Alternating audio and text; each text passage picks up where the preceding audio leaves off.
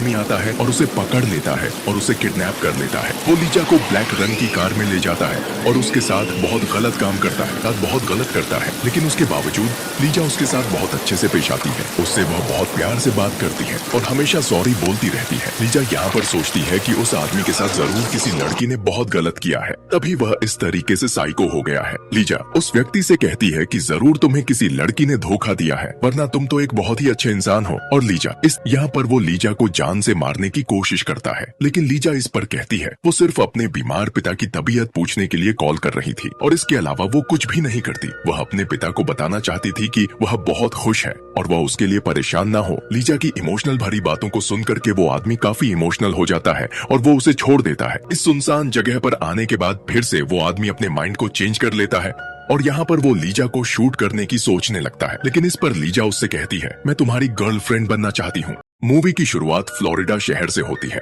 जहाँ पर हम एक छोटे से कैफे को देखते हैं जिसमें एक 17 साल की लड़की लीजा काम करती है। वह सभी कस्टमर्स को बहुत ही अच्छे से ट्रीट करती है, जिससे उसके बॉस उससे बहुत ही खुश होते हैं। लीजा अपना काम खत्म करके रोज की तरह अपने घर जा रही है, तब हमें उसके चेहरे पर एक उदासी देखने को मिलती है। सभी काम खत्म करने के बाद जब घर जाते हैं तो चेहरे पर स्माइल होती है, लेकिन लीजा के लिए घर का मतलब कुछ और ही था, क्योंकि वो घर उसके लिए एक नर्क से कम नहीं था। रास्ते में वो उसके साथ हो रही बुरी चीजों के बारे में सोचती है। जाते हुए सुनसान रास्ते में उसकी नजर एक ब्लैक कार पर पड़ती है, जिसे देखकर वह काफी घबरा जाती है और साइकिल की स्पीड तेज करके उससे दूर भागती है और सीधा अपने घर जाकर रुकती है, जहां हमें पता चलता है ये लीजा का घर नहीं है। वह अपनी नानी और उनकी बॉयफ्रेंड मॉरिस के साथ रहती है। मॉरिस वही आदमी जिसके बारे में लीजा अभी थोड़ी देर पहले सोच रही थी, जहां मॉरिस उसकी नानी को फाइनेंशियली सपोर्ट करता है, जिसके बदले में उसे हर रात लीजा के रूम में एंट्री मिलती है। एक दिन लीजा इन सभी चीजों से परेशान होकर सुसाइड नोट लिखती है, पर उसके अंदर इतनी हिम्मत नहीं होती है कि वह अपनी जान दे सके। यहाँ हमें पता चलता है कि लीजा की माँ ने 14 साल की उम्र में ही उसको उसकी नानी के पास भेज दिया था। लीजा को यही लगता था कि उसकी नानी की फाइनेंशियली कंडीशन ठीक नहीं है, इसलिए वह अपनी सारी सैलरी उन्हें दे दिया करती थी ताकि उन्हें मॉरिस की मदद ना लेनी पड़े। लेकिन लीजा के इतना करने के बावजूद भी आज तक कुछ भी नहीं बदला। अगले दिन लीजा अपनी छोटी बहन को कॉल करती है और वह उसे बताती है कि उसे यहाँ पर नहीं रहना है, उसे यहाँ बिल्कुल अच्छा नहीं लगता है। अपनी छोटी बहन से बात करने के दौरान वह अपनी मॉम से भी बात करती है। लीजा के साथ हो रही जो भी घटनाएं होती हैं उसके बारे में लीजा अपनी मॉम को बताती है, जिसको सुनने के बावजूद उसकी मॉम कहती है कुछ भी हो लेकिन तुम्हें वहीं रहना है और तुम्हें अपनी नानी को सपोर्ट करना है, और यह सब कहकर उसकी मॉम फोन रख देती है। अब यहाँ पर एक बात साफ हो जाती है कि लीजा के साथ हो रही घटनाओं के बारे में उसकी मॉम को पहले से ही सब कुछ पता होता है, मगर लीजा की मॉम को कोई फर्क नहीं पड़ता है कि वहाँ उसके साथ क्या हो रहा है। अब हम यहाँ देखते हैं कि लीजा की जिंदगी पूरी तरीके से नर्क बन चुकी थी, लेकिन क्या इससे भी बुरा और भी कुछ हो सकता था? अब यहाँ हम देखते हैं लीजा की जिंदगी में इससे भी बड़ा तूफान आने वाला था, जो कि लीजा की जिंदगी को बिल्कुल झकझोर के रख देगा। अगले दिन जब वो कैफे से निकलती है तो उसे रास्ते में फिर से वही ब्लैक कार दिखाई देती है, जिसको उसने पिछली रात को देखा था। इस बार वो कार उसका पीछा करने लगती है। जब वो अपनी साइकिल को तेजी से बढ़ाती है तो वो कार भी उसके साथ साथ तेजी से अपनी स्पीड को बढ़ा लेती है। लीजा उस कार को देखते हुए ही अपनी साइकिल को चला रही थी, तभी हम देखते हैं यहाँ पर पीछे से एक आदमी आता है और उसे पकड़ लेता है और उसे किडनैप कर लेता है। वो लीजा को ब्लैक रंग की कार में ले जाता है और उसके साथ बहुत गलत काम करता है, और इतना ही नहीं, उसके बाद वो उसे एक फ्लैट पर ले जाता है। जब वो आदमी उसको लेकर के उस कार में आता है तो वो उसकी आंखों पर पट्टी बांध देता है ताकि लीजा उसके चेहरे को ना देख सके। जब वो लीजा को अपने साथ कार में ले जाने लगा तो वो नहीं जानती थी कि वो उसको कहाँ ले जा रहा है और वो उसके साथ अब और क्या करने वाला है। वो व्यक्ति उसे अपने साथ शहर से दूर एक सुनसान से अपार्टमेंट में ले जाता है, जहाँ पर वह उसके साथ फिर से एक बार गलत काम करता है। अब लीजा इस बात को तो समझ चुकी थी कि वह आदमी नहीं, वो एक साइको है। अब लीजा यहाँ पर सोचती है यह सब कुछ उसके साथ कोई पहली बार नहीं हुआ, यह सब तो उसकी नानी के घर में अक्सर होता रहता था। अब लीजा के लिए यहाँ पर सबसे इम्पोर्टेंट है कि उसका जिंदा रहना और वो यहाँ से कैसे निकले, इसके बारे में भी वह सोचती है। अब हम लीजा को देखते हैं कि वो आदमी उसके साथ बहुत गलत करता है, लेकिन उसके बावजूद लीजा उसके साथ बहुत अच्छे से पेश आती है। उससे वह बहुत प्यार से बात करती है और हमेशा सॉरी बोलती रहती है। लीजा यहाँ पर सोचती है कि उस आदमी के साथ जरूर किसी लड़की ने बहुत गलत किया है, तभी वह इस तरीके से साइको हो गया है। लीजा उस व्यक्ति से कहती है कि जरूर तुम्हें किसी लड़की ने धोखा दिया है, वरना तुम तो एक बहुत ही अच्छे इंसान हो। और लीजा इस तरीके से अपनी बातों से उस आदमी को मैनिपुलेट कर लेती है। वो आदमी उसकी बातों में आ जाता है। दूसरी ओर हम देखते हैं लीजा की नानी उसके घर न आने पर एक मिसिंग रिपोर्ट लिखवाने जाती है, जहाँ पुलिस अपनी इन्वेस्टिगेशन शुरू कर देती है। पुलिस सबसे पहले लीजा की माँ के पास जाती है तो वहाँ पर उसकी माँ कहती है वह अपने बॉयफ्रेंड के साथ भाग गई होगी। यह सब सुनकर के पुलिस ऑफिसर वहाँ से जाने लगते हैं। तभी उसकी छोटी बहन उनसे कहती है कि मेरी बहन ऐसी नहीं है, वह कभी भी नहीं भाग सकती है, जरूर उसके साथ कुछ गलत हुआ है, प्लीज मेरी बहन की मदद करो, वह बहुत ही बड़े मुसीबत में है। दूसरी तरफ हम देखते हैं पुलिस उस कैफे पर जाती है जहाँ पर लीजा काम कर रही होती है और वहाँ पर उसका मालिक भी यही बताता है कि लीजा एक बहुत अच्छी लड़की थी और बहुत मेहनती लड़की थी, वो कभी भाग नहीं सकती है। अब सीन शिफ्ट होता है उसी अपार्टमेंट में जहाँ पर लीजा बंद रहती है। यहाँ हम देखते हैं लीजा की आंखों पर पट्टी बंधी हुई है। उसके बावजूद लीजा वहाँ की चीजों को समझने की कोशिश कर रही थी और सारी चीजें अपने माइंड में सेट कर रही होती है। जब वो व्यक्ति उसके पास जाता है तो वो उससे बात करने की कोशिश करती है और यहाँ पर हम देखते हैं कि लीजा समझ जाती है कि वो आदमी दिमागी रूप से बहुत कमजोर है। वो उसके चेहरे को बार बार छूती है ताकि उसको ये आइडिया लग सके कि वह आदमी आखिर में दिखता कैसे है। लीजा उस व्यक्ति की बार बार तारीफ करती है कि वह एक बहुत ही अच्छा इंसान है। लीजा ये सब उससे इसलिए कहती है ताकि वह उस आदमी का भरोसा जीत सके। यहाँ पर लीजा उस व्यक्ति को अपने बीमार पिता की झूठी स्टोरी भी बताती है। वो उसे बताती है कि उसके पिता के अलावा उसका इस दुनिया में कोई नहीं है और वह भी बहुत बीमार है। वो यह सब इसलिए बताती है ताकि उस आदमी से उसको थोड़ी बहुत हमदर्दी मिल सके और वो व्यक्ति उस पर रहम खाकर उसे छोड़ दे। लेकिन वो व्यक्ति लीजा की बातों में इतनी जल्दी तो नहीं आने वाला था, लेकिन एक पॉइंट पर आकर के वो लीजा के हाथों को खोल देता है। यहाँ पर हम देखते हैं लीजा इतना तो समझ गई थी कि उसके एक गलत कदम उठाने पर वो आदमी लीजा को शूट भी कर सकता था, क्योंकि वो आदमी लीजा के साथ में 24 घंटे रहता था। अब लीजा अपनी मौजूदगी का सबूत उस घर में धीरे धीरे करके छोड़ना शुरू कर देती है। वो अपने हेयर पिन्स को निकालकर उसके बेड के नीचे फेंक देती है। उसके बाद वो बाथरूम जाने का बहाना करती है, जहाँ पर सामने लगे मिरर पर अपने फिंगरप्रिंट्स भी बना देती है और वहाँ बाथरूम में रखा हुआ एक जोड़ी सूज भी उसको नजर आता है, जिसका कलर वो अच्छे से याद कर लेती है। लीजा ये सब काम कर ही रही होती है, तभी वो आदमी समझ जाता है कि लीजा ने बाथरूम में खुद को बंद कर लिया है, इसलिए वो गेट को फोर्सफुली खोलकर अंदर चला जाता है। लेकिन लीजा यहाँ पर नॉर्मल रिएक्ट करती है। वो यहाँ पर उसके साथ ऐसा प्रिटेंड करती है कि उसे उसकी बहुत ज्यादा फिक्र है। एक रात जब वो आदमी सो रहा होता है तब वो चुपचाप उठकर उसके फोन से कॉल लगाने की कोशिश करती है। जब वहाँ पहले दिन आई थी तभी उसको यह अंदाजा हो गया था कि इस घर में एक टेलीफोन है, लेकिन इससे पहले वो कॉल लगा पाती वो आदमी जग जाता है और वो लीजा को पकड़ लेता है। वो आदमी लीजा से कहता है कि तुम बहुत ज्यादा चालाकी दिखा रही हो। यहाँ पर हम देखते हैं वो आदमी बहुत ज्यादा वायलेंट हो चुका था। यहाँ पर वो लीजा को जान से मारने की कोशिश करता है, लेकिन लीजा इस पर कहती है वो सिर्फ अपने बीमार पिता की तबीयत पूछने के लिए कॉल कर रही थी और इसके अलावा वो कुछ भी नहीं करती। वह अपने पिता को बताना चाहती थी कि वह बहुत खुश है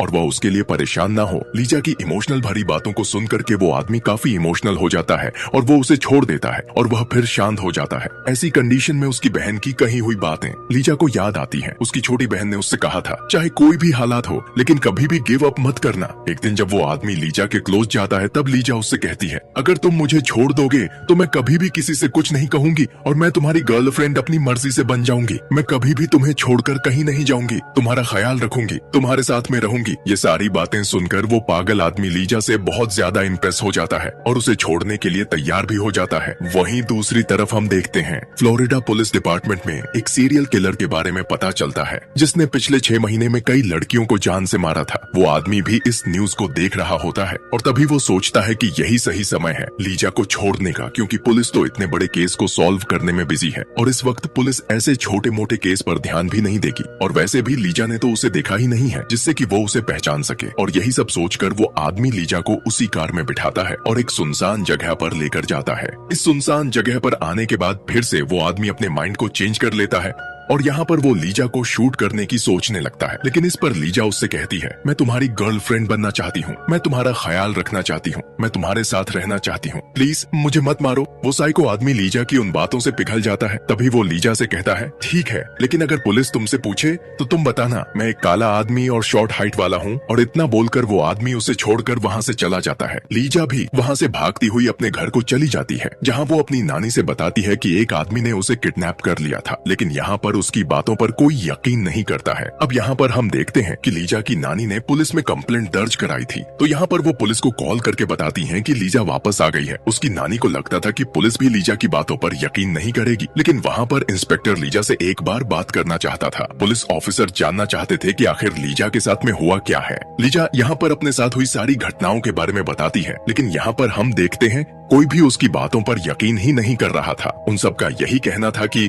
अगर उसके साथ में कुछ भी गलत हुआ है तो उसकी बॉडी पर कोई भी निशान क्यों नहीं है, और यदि उसके हाथ पांव खुले हुए थे तो उसने वहां से भागने की कोशिश क्यों नहीं की या फिर चिल्लाई क्यों नहीं। पर लीजा उन लोगों को बताती है कि वो आदमी पूरा का पूरा साइको और मेंटल था। उसके पास एक गन भी थी जिससे वह मुझे बार बार मारने की धमकी भी दे रहा था, इसलिए उसने कुछ भी ऐसा नहीं किया, वरना वो आदमी उसको शूट कर सकता था। लेकिन वहाँ पर जो भी ऑफिसर बैठी हुई थी उन सबको तो ये तक लगने लगा था कि लीजा ये सब चीजें मीडिया अटेंशन पाने के लिए कर रही है। वहाँ पर 2 लेडी ऑफिसर्स को तो यह तक लगने लगा था कि लीजा टीवी शोज को इस तरीके से ज्यादा देखती है, तभी वो इस तरीके से कहानियां बता रही है, इसीलिए वो इतनी परफेक्ट स्टोरी बताने में कामयाब हो रही है। अब यहाँ हम देखते हैं लीजा बिल्कुल चुप हो जाती है और बिल्कुल पूरी तरीके से टूट जाती है, क्योंकि यहाँ पर उसके किसी भी बात का कोई विश्वास ही नहीं कर रहा होता है। पर लीजा की किस्मत बहुत ही अच्छी थी। अब हम यहाँ देखते हैं कि वहाँ पर एक डिटेक्टिव टीम मौजूद थी जो कि उसी सीरियल किलर वाले केस को सॉल्व करने में लगी हुई थी, जिसने पिछले 6 महीने में कई लड़कियों की जानें ली थी। पर उसके खिलाफ पुलिस को अभी कोई एविडेंस नहीं मिल पाया था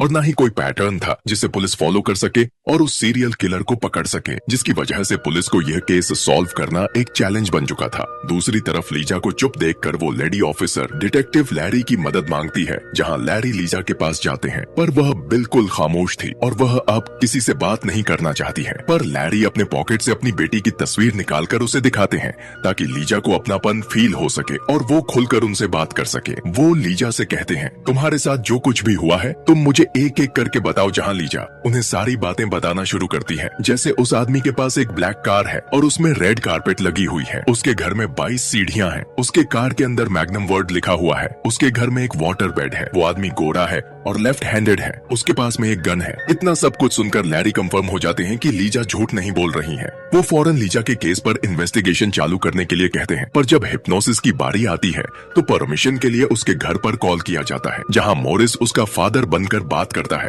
और वह इस चीज के लिए साफ साफ इनकार कर देता है, जिस पर लैरी सोचता है कि कैसे पिता हैं जिन्हें अपनी बेटी की बिल्कुल भी परवाह ही नहीं है। वो लीजा से मॉरिस के बारे में पूछते हैं कि वह आखिर ऐसा क्यों है, जहां लीजा हार कर मॉरिस की सच्चाई भी लैरी को बता देती है। वो तुरंत लीजा की नानी के घर पर जाते हैं और वहां पर वो मॉरिस को भी अरेस्ट कर लेते हैं। वेल, अब हम देखते हैं कि लीजा के इस केस को पूरी टीम बहुत ही अच्छे से इन्वेस्टिगेट कर रही थी। लीजा के द्वारा बताए गए सारे डिटेल्स लैरी के दिमाग में घूम रहे थे। वो सिर्फ एक ही बात को सोच रहे थे कि कहीं वो किडनैपर ही सीरियल किलर तो नहीं है, क्योंकि सारे पॉइंट्स उस सीरियल किलर से बिल्कुल मैच कर रहे थे। और यह सब कंफर्म करने के लिए वो लीजा के कपड़ों को फॉरेंसिक लैब भेजते हैं और जब फॉरेंसिक रिपोर्ट आती है तब लैरी एकदम कंफर्म हो जाते हैं कि यह वही सीरियल किलर है। लैरी अब लीजा को लेकर वहीं जाते हैं जहां पर लीजा को वो आदमी छोड़ कर गया था। लीजा लैरी की कार में बैठ जाती है और अपनी आंखें बंद करके वही सब रिपीट करती है जो उसने उस रात को फील किया था। लीजा लैरी को लेकर उस गैस स्टेशन जाती है जहां पर उस आदमी ने गैस भरवाई थी। पुलिस उस गैस स्टेशन के कैमरे को चेक करती है जहां उनके हाथ एक बहुत ही बड़ा सबूत लगता है। लीजा ने जैसा स्केच उस किडनैपर की बनवाई थी, बिल्कुल वैसा ही चेहरा उसे सीसीटीवी कैमरे में देखने को मिलता है। उस आदमी के पोस्टर बनवाए जाते हैं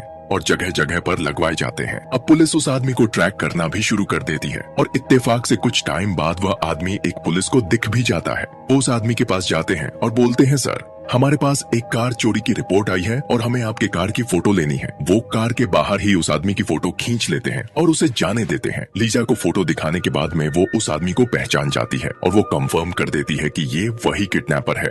जिसके तुरंत बाद पुलिस उस आदमी के घर पहुंच जाती है और उन्हें वहां पर 22 सीढ़ियां मिलती हैं और घर के अंदर जाने पर उन्हें लीजा द्वारा फेंकी गई क्लिप भी मिलती है और लीजा के फिंगरप्रिंट्स भी मिलते हैं जो कि लीजा ने जानबूझकर वहां पर छोड़े थे। अब इतने सारे सबूत मिलने के बाद में तो पुलिस उसे पागलों की तरह ढूंढना शुरू कर देती है, जो कि उन्हें फाइनली मिल जाता है क्योंकि आराम से वो खुलेआम घूम रहा था। उसी वक्त बहुत सारी पुलिस ऑफिसर उसे गन पॉइंट करके चारों तरफ से घेर लेती है और आज इतने बड़े मुजरिम को अरेस्ट कर लिया जाता है। ये सब होने के बाद में लैरी लीजा को यह सारी खबर देते हैं, जिसके बाद लीजा की बहादुर के लिए सभी उसका क्लैपिंग से स्वागत करते हैं। लीजा ने अपने साथ साथ उन लड़कियों को भी आज इंसाफ दिलाया था जो कि बेकसूर थी और उस सीरियल किलर को पकड़ाकर आगे होने वाली क्राइम्स को भी रोका था। वेल, अब हम यहाँ देखते हैं कि लीजा अपनी नानी के घर नहीं जाना चाहती हैं क्योंकि वह एक नर्क था। इसलिए लैरी लीजा की आंटी और अंकल को वहाँ पर कांटेक्ट करके वहाँ पर बुलाते हैं। लीजा के साथ इतना कुछ हो गया था, इन सब के बारे में अंकल और आंटी को कुछ भी नहीं पता था। वो लीजा को सॉरी बोलते हैं। उसके आंटी और अंकल लैरी से बोलते हैं कि वो लीजा का बहुत अच्छे से ख्याल रखेंगे। लीजा लैरी को धन्यवाद कहती है